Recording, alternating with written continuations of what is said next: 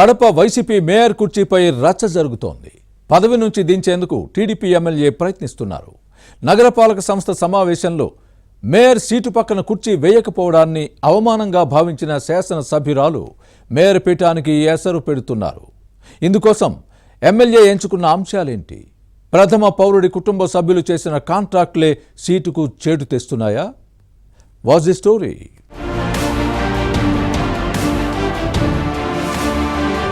Kadapa TDP MLA మాధవిరెడ్డితో పెట్టుకున్న YCP mayor Suresh Babu సీటుకు ఎసరు పెట్టే ప్రయత్నాలు జరుగుతున్నాయి.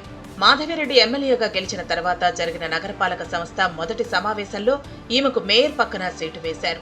రెండో భేటీలో కార్పొరేటర్ల సరసన కూర్చోబెట్టడంపై అవమానంగా భావించిన శాసనసభ్యురాలు మేయర్ను దింపేసే ప్రయత్నంలో ఉన్నారు. వైఎస్ కుటుంబానికి కంచుకోట కడప. ప్రత్యేకించి మున్సిపల్ కార్పొరేషన్లో ఈ ఫ్యామిలీ చెప్పిందే వేదం.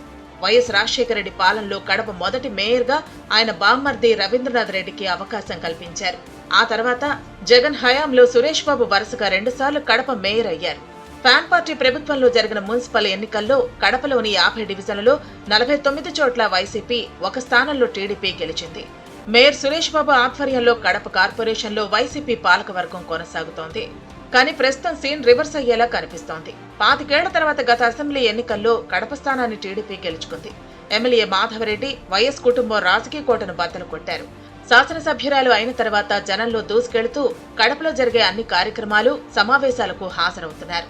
నియోజకవర్గంలో తనదైన ముద్ర వేస్తున్నారు. ప్రజా సమస్యల పరిష్కారంపై ఫోకస్ పెట్టారు.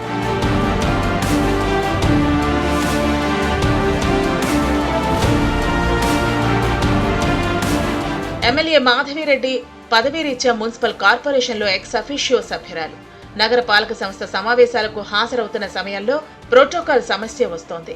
మొదటిసారి భేటీకి హాజరైనప్పుడు మేయర్ పక్కన సీటు వేశారు. ఆ తర్వాత క్రమంలో నగరాభివృద్ధి విషయంలో మేయర్ సురేష్ బాబు, ఎమ్మెల్యే మాధవిరెడ్డికి మధ్య విభేదాలు తలెత్తాయి. ఏళ్ల నుంచి చెత్త సేకరణకు రెగ్యులర్ గా వాహనాలు రావటం లేదని కొన్ని డివిజన్ల ప్రజలు శాసనసభ్యురాలకి ఫిర్యాదు చేశారు. మాధవిరెడ్డి ఈ విషయాన్ని పలుసార్లు ప్రస్తావించినా మార్పు లేదు. దీంతో ఆగ్రహించిన ఎమ్మెల్యే చెత్త తీయకపోతే దాన్ని మేయర్ ఇంట్లో వేయాలని పిలుపునిచ్చారు. టీడీపీ కార్యకర్తలు ఆ పని చేశారు. అప్పటి నుంచి వైసీపీ మేయర్ సురేష్ బాబు, తెలుగుదేశం ఎమ్మెల్యే మాధవిరెడ్డి మధ్య విభేదాలు ముదిరాయి.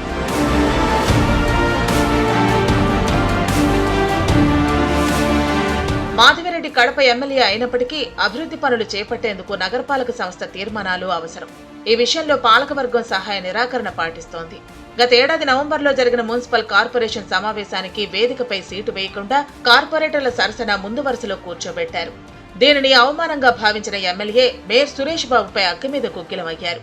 మహిళా ఎమ్మెల్యేకి మేయర్ పక్కన సీటు వేయకుండా అవమానిస్తావా, నీకు కుర్చీనే లేకుండా చేస్తా అని శపథం చేసిన విషయాన్ని గుర్తుపెట్టుకోవాలి. మాధవిరెడ్డి భర్త శ్రీనివాసరెడ్డి టీడీపీ పొలిట్ బ్యూరో సభ్యుడు.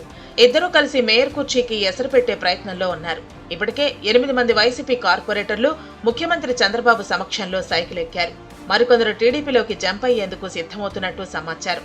సమయం చూసుకుని తెలుగుదేశంలోకి దూకాలన్న ప్లాన్లో ఉన్నారు.